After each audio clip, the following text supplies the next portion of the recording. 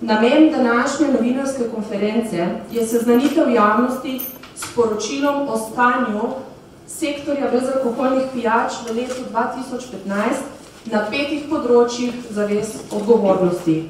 To so oglaševanje, odgovorno obnašanje v šolah, dodatno označevanje energijske vrednosti na prednji strani embalaže, ponudba in trženje brezalkoholnih pijač ter promocija zdravega življenjskega sloga. Analiza stanja za leto 2015 je pokazala, da velika večina proizvajalcev brezalkoholnih pijač ne oglašuje otrokom mlajšim od 12 let. Primerjava porabe brezalkoholnih pijač na prebivalca v Sloveniji glede na povprečno porabo prebivalca Evrope v letu 2015 pa je pokazala, da slovenski potrošniki spijejo precej manj teh pijač. Listino zaveza odgovornosti, ki vključuje 5 zavez, so 16. septembra 2015 podpisali predstavniki 11 podjetij iz sektorja proizvodnje brezalkoholnih pijač. V letu 2016 so se stopnjevale aktivnosti implementacije zavez odgovornosti v praksi na nivoju posameznih podjetij. V pripravi so po zgledu zavez sektorja brezalkoholnih pijač tudi zaveze mlečno-predelovalnega sektorja. Soglasje za oblikovanje zavez je sprejeto že tudi na ravni skupščine sekcije za pekarstvo.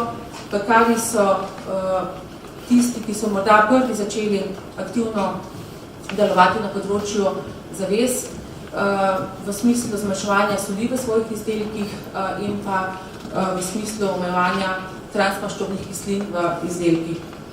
Nad implementacijo zavez odgovornosti bdi odbor predstavnikov različnih ministrstev, ki mu predseduje magistra Tanja Strniša, državna sekretarka na Ministrstvu za kmetijstvo, gozdarstvo in prehrano. Prvič želim izpostaviti to, kar je sektor pijač naredil, da se je v bistvu družbeno obnašal družbeno odgovornost, da je samo reguliral določene svoje dejanja in poslovne pristope, da je to velik napredek in jaz sem res vesela, da mu sledijo drugi sektorji. Podpredsedujoča prej omenjenemu odboru pa je doktorica Marjeta Recek, vodja sektorja za obvladovanje nalezljivih bolezni, hrano in okolje na Ministrstvu za zdravje. Zelo pozdravljamo projekt zaveze odgovornosti in vidimo to kot eno izmed aktivnosti, ki bo pripomogla k zmanjševanju pritiska oglaševanja zdravju in koristnih živil otrokom.